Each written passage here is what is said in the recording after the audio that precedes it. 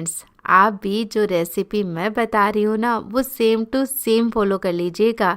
फिर देखिए, आप खुद ही बाहर की चिक्की खाना तो भूल ही जाएंगे। तो चलिए फ्रेंड्स, सर्दियों की स्पेशल ये सुपर टेस्टी और क्रिस्पी चिक्की बनाना शुरू करते हैं। तो इसके लिए सबसे पहले हमें चाहिए होगी मूंगफली। तो यहाँ पर मैंने 2 कप ले ली है मूंगफली, और मूंगफली अभी कच्ची है, इसे हम फ्रेश ही रोस्ट करके तैयार करेंगे। जब हम फ्रेश रोस्टेड मूंगफली चिक्की में इस्तेमाल करते हैं तो उसका टेस्ट भी बहुत अच्छा आता है। तो इसके लिए एक कढ़ाई गरम कर लेंगे और कढ़ाई के अंदर ये मूंगफली डालकर हम लो फ्लेम पर लगातार चलाते हुए इन्हें रोस्ट कर लेंगे।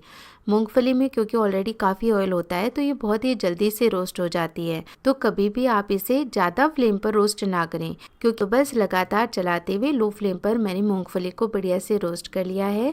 अब इसे एक बर्तन के अंदर ट्रांसफ़र करेंगे, फैला देंगे अच्छे से ताकि ये ठंडी हो जाए। तब तक हम सेम कढ़ाई के अंदर तिल भी रोस्ट कर लेंगे। तो 1 कप ही मैंने तिल लिए हैं और तिल को भी हमें लो फ्लेम पर ही रोस्ट करना है। मूंगफली की बजाय जो तिल होता है वो और भी जल्दी रोस्ट हो जाता है। जब तिल रोस्ट होगा तो इसमें चटकने की आवाज़ आने लगेगी और तिल भी उछलने लगेंगे। तिल को भी कभी ओवरकुक नहीं करना चाहिए, वरना तिल से कड़वाहट आने लगती है तो चिक्की का टेस्ट भी खराब हो जाएगा। तो लगातार चलाते हुए ये बनाने की वो सेम ही होती है। तिल भी अच्छे से रोस्ट हो चुके हैं तो इसे भी बर्तन में निकाल लेंगे और ठंडा होने देंगे। जब तक हमने तिल रोस्ट किए तब तक जो मूंगफली हमने रखी थी ठंडी होने के लिए वो ठंडी हो चुकी है, क्योंकि यदि गर्म मूंगफली का छिलका हम हटाते हैं तो वो आसानी से नहीं हटता है, और जैसे ही मूंगफली ठंडी हो जाती है छिलका बहुत ही आसानी से हट जाता है। हम रगड़ते हैं ना मूंगफली को तो बहुत ही आसानी से सारी मूंगफली का छिलका सेपरेट हो जाता है। तो देखिए, कुछ ही मिनटों में हमारी मूंगफली तैयार हो गई है। तो यहाँ पर अब जो छिलका होता है वो इसमें मिक्स होता है, तो इसीलिए या कोई भी चौड़ी छेद वाला जारा ले लें जिसमें से छिलका सेपरेट हो जाए और मूंगफली सेपरेट। तो इस तरह से छिलका इसमें से बहुत ही आसानी से निकल जाता है और साफ सुथरी मूंगफली हमारे घर पर तैयार हो जाती है। तो यदि सिर्फ आप मूंगफली भी खाते हैं ना रोस्टेड, तो इस तरह से आप ढेर सारी मूंगफली को रोस्ट करके हम एक कढ़ाई के अंदर ट्रांसफर करेंगे। और यदि गुड़ को हम ऐसे ही मेल्ट करने बैठें तो तुरंत ही गुड़ जलने लगता है। तो इसके लिए क्या करें कि बहुत ही थोड़ा सा इसके अंदर पानी डाल दें। ऐसा करने से गुड़ बहुत ही आसानी से मेल्ट हो जाएगा और जलेगा भी नहीं। अब कई बार क्या होता है कि जब हम घर पर चिक्की बनाते हैं तो चिक्की सॉफ्ट होती है या वो अच्छे से क्रिस्पी नहीं बन पाती है, या एक बार के लिए तो वो क्रिस्पी हो जाती है लेकिन थोड़ी देर बाद वो वापस सॉफ्ट हो जाती है। तो इसका एक ही कारण होता है कि परफेक्ट चाशनी नहीं बन पाती है। तो आप देख सकते हैं कि जैसे जैसे हम गुड़ को मेल्ट कर रहे हैं ये बहुत ही तेज़ी से अपना कलर चेंज कर रहा है। तो जो गुड़ की चाशनी हम बनाते हैं ना, उसका परफेक्ट होना बहुत ही ज़रूरी है। यदि ये चीज़ आपने समझ ली तो आप चिक्की कभी भी बनाएं, बहुत ही अच्छी क्रिस्पी बनेगी और खाने में भी टेस्टी लगेगी।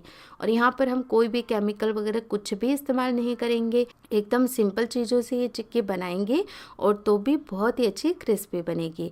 तो देखिए, गुड़ धीरे धीरे मेल्ट हो रहा है और इसमें काफ़ी सारे झाग बन गए। जैसे जैसे पकाएंगे इसमें झाग बनना, इसे पकाएंगे जब तक कि इसका कलर चेंज ना हो जाए, इसके झाग धीरे धीरे कम ना हो जाएं। अब इसमें झाग तो बने हुए हैं लेकिन ये झाग काफ़ी ज़्यादा गाढ़े हो गए हैं। एकदम देखिए कैसे झागदार बैटर सा बन करके तैयार हो गया है। पहले की चाशनी काफ़ी पतली थी, अब ये काफ़ी गाढ़ी हो गई है। जैसे ही हम इसे पानी में डालेंगे तो आएंगे ये एकदम आपको क्रिस्पी लगेगी। तोड़ करके भी देख लीजिएगा या ऐसे कटोरी में गिरा करके देखें तो इसमें आवाज़ आएगी, यानी जो चाशनी है वो एकदम परफेक्ट है। अब इसमें क्या करेंगे, हम 1 छोटी चम्मच घी डालेंगे। इससे जो चिक्की होती है उसका टेस्ट भी अच्छा आता है। चिक्की बहुत हार्ड नहीं होती, क्रिस्पी तो होती है लेकिन खाने में हार्ड नहीं लगती है, साथ ही बहुत ही अच्छा ग्लेज भी आता है।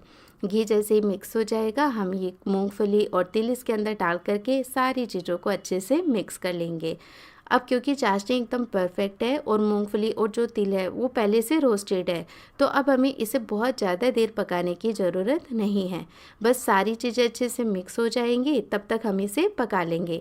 और इस समय गैस का फ्लेम ऑन ही रहने दें, क्योंकि यदि जैसे ही आपने गैस का फ्लेम ऑफ किया तुरंत ही ये सारी चीज़ें सेट होने लगेगी। तो गैस का फ्लेम ऑन रखते हुए ही हमें सारी चीज़ों को मिक्स करना होगा। तो बस ये हमारा चिक्की का मिश्रण तैयार हो गया है। जब ये तैयार हो जाएगा ना, अच्छे से मिक्स हो जाएगा, तो देखिए कैसे एक ही जगह पूरा मिश्रण होल्ड हो रहा है, एक डो फॉर्म में आ रहा है। तो इस स्टेज पर हम इसे बाहर निकालेंगे। जब आप इसे बाहर निकालें तो किसी भी फ्लैट सरफेस पर यदि आप निकाल रहे हों या किसी थाली में भी आप इसे निकाल रहे हों, तो उसे पहले से घी या तेल से ग्रीस कर लें ताकि इन्हें डिमोल्ड करना आसान रहे। तो यहाँ पर मैंने बटर पेपर ले लिया है और की हो वो ऊपर से और भी ज़्यादा फ्लैट और अच्छी बने, बढ़िया शाइन आए, इसके लिए हम क्या करेंगे, बेलन से भी इसे बेल लेंगे। लेकिन यदि एकदम गर्म मिश्रण पर बेलन चलाया तो सारा मिश्रण बेलन के ही चिपक जाएगा। तो पहले एक स्पैचुला की हेल्प से ही इसे फैला लें और फिर ये जैसे ही थोड़ा सा रूम टेम्परेचर पर आए तुरंत इस पर बेलन चलाकर इसे और भी ज़्यादा बेल लें। इससे एकदम पतली क्रिस्पी चिक्की बन करके तैयार होती है और चिक्की देखने में सुंदर लगे इसके लिए मैंने थोड़े से पिस्ता भी इसके ऊपर स्प्रिंकल कर दिए हैं, लेकिन ये टोटली ऑप्शनल है। तो बस ये मैंने इसे बेल ली है और जैसे आप इसे बेल लें तुरंत ही इसे काटना शुरू कर दें, क्योंकि जैसे ये पूरी तरीके से ठंडी हो गई है ना, तो फिर तो ये कटेगी ही नहीं। तो जब ये हल्के गर्म हो तभी इसके पीसेस आप काट करके तैयार कर लें, तो एकदम परफेक्ट पीस बन करके तैयार होते हैं। इस तरह देखिए काटते काटते ही जो चिक्की है वो अच्छे से ठंडी हो गई है और सेट हो गई है। देखिए कितनी सुंदर और क्रिस्पी चिक्की बन करके तैयार हुई है, बहुत ही अच्छी लग रही है। तो मेरी बताई गई स्टेप्स को यदि आप फॉलो करेंगे तो घर पर आप बहुत ही टेस्टी और हेल्दी तरीके से चिक्की बना पाएंगे। तो फ्रेंड्स, आप जब भी ये चिक्की बनाएं प्लीज़ अपनी फीडबैक मेरे साथ ज़रूर शेयर करें और फिर आप मुझे बताइएगा कि आपको मार्केट की चिक्की ज़्यादा पसंद आई या आपकी बनाई हुई चिक्की ज़्यादा पसंद आई।